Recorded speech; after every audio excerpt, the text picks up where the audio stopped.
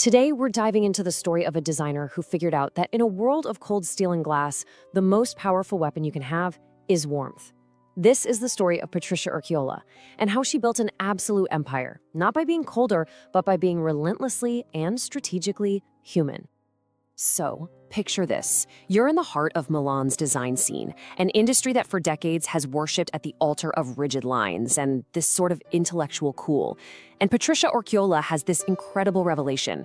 She realized that to conquer the billion-dollar walls all around her, the answer wasn't to become more masculine or more clinical or to try and beat the old guard at their own cold game. No. The answer was something else entirely. And that single realization, well, it became the foundation for a revolution. You ready to get into it? Okay, here's our roadmap for today. First, we're going to face those billion-dollar walls she was up against. Then we'll see where she came from in forging a sovereign warmth. We'll decode her whole philosophy with the empathy mindset, and then see her methods in action with the habits of touch. From there, we'll witness her massive impact in redefining the modern soul, and finally, we'll figure out how we can all use her lessons in Your Warmth is Your Code. Let's do this. To really get the scale of her revolution, you have to understand the world she was walking into. Think about Milan in the late 20th century. It was the undisputed epicenter of design, a world of titans, glass towers, and an aesthetic that prized this kind of minimalist, intellectual perfection above everything else. It was a total boys' club, and it felt like the price of entry was checking your soul at the door.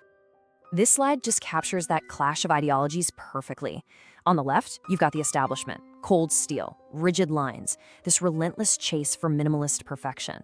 That was the language of power, the language of prestige. And on the right, you have Urquiola's vision. She wasn't even speaking their language. She was talking about sensory safety, about warmth. She believed the goal wasn't just to make a beautiful object, but to build a modern world that knows how to give the human spirit a hug. This wasn't just a small adjustment. It was a total rebellion. So where did this revolutionary idea even come from? It wasn't some sudden flash of inspiration. Oh no, it was forged in the fires of being an outsider. To understand how she could even think of weaponizing warmth, we have to go all the way back to her beginnings and see how the very forces that were trying to exclude her are exactly what gave her this unique, sovereign power. Urquiola grew up in Oviedo, Spain, and you can really see how her mind became this blend of two different worlds. From her father, who was an engineer, she got this deep respect for logic and structure.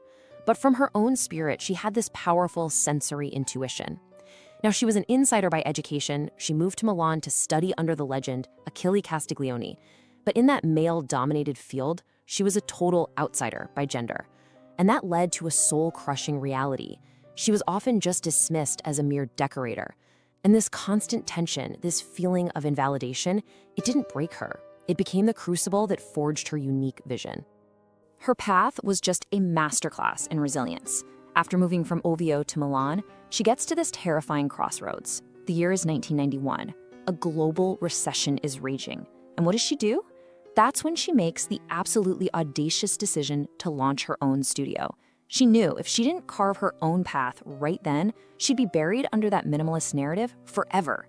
This decision plunged her straight into her no recognition years, a period of intense professional isolation with no big corporate brand to protect her, just her own totally unproven ideas. And this, right here, is where the magic happened. That isolation became her forge.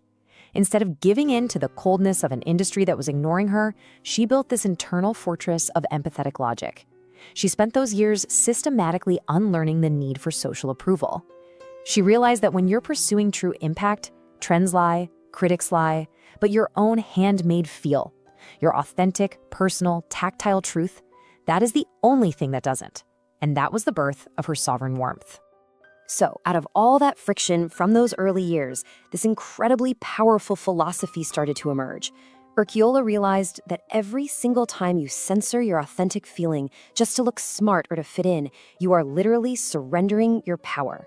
This led to a new core belief, a whole new mindset that wasn't just about how things look, but about finding a deeper, more resonant truth in the world. She developed this philosophy she called material empathy. And let's be really clear, this wasn't just about making things feel nice. This was a rigorous, demanding strategy. It requires you to stay in the touch, to physically and emotionally engage with materials until the connection between the object you're creating and the human who's going to use it is absolutely 100% undeniable. It's about refusing to sign off on something, refusing to move on until that visceral bond is there. And that led to the second pillar of her mindset, warmth inside modernism. Now, this isn't a rejection of modernism's logic. It's an infusion of soul right into its core. It's the disciplined belief that the ultimate measure of your work isn't the critical acclaim or its aesthetic purity, but the tangible dignity and comfort it provides the person using it. She knew that if she could master the complex logic of a piece like the Tufty Time sofa, but then infuse it with this undeniable warmth, the world would have absolutely no choice but to take notice. This mindset totally transformed her entire process. Her studio wasn't for styling or for chasing trends. It became a systematic laboratory for the truth. Every single project was an experiment, a methodical search for that unvarnished connection between material, form, and the human experience. You see, this wasn't just art, it was a science of feeling. And this belief, it didn't just stay theoretical. She turned it into a daily, repeatable system. Okay, so a philosophy is one thing, but turning it into repeatable, industry-shattering success, that's something else entirely. Urquiola didn't just feel her way to the top. She built a system. She made her philosophy tangible through a set of rigorous, almost scientific habits that translated the why of her mindset into the how of her groundbreaking work. A cornerstone of her system was a habit she called the Material Audit. And this wasn't some vague, creative exercise. It was a repeatable process. First, she would define the texture, not just what it looked like, but what story it told when you touched it. Then, step 2, the goal was to force a physical reaction. Does this material make you want to lean in or pull away? Does it feel safe? Does it feel honest? And finally, all of this served to ensure surface sovereignty, making sure the material itself was in command, that its inherent truth was the only message being communicated, free from all the noise of trends. And that was just one part of a much larger system. She implemented rigorous tactility feedback in her studio, which meant prototypes were endlessly tested, not just for how they looked, but for how they felt. She pursued constant training through craft, becoming an expert in weaving and upholstery so she could actually speak the language of artisans and push boundaries. She practiced systematic inclusivity. I mean, just look at the modular, welcoming chaos of her Tufty Time sofa. It's a direct threat to rigid, one-size-fits-all design. She used a hybrid model, blending architecture, product design, and interiors to force new conversations between objects. And at the heart of all of it was a relentless focus on foundational comfort. That feeling you get walking on her Spanish rugs or sinking into a chair at the Il Serrano Hotel, that cocoon of safety, that is foundational comfort in action. And here's what really set her apart.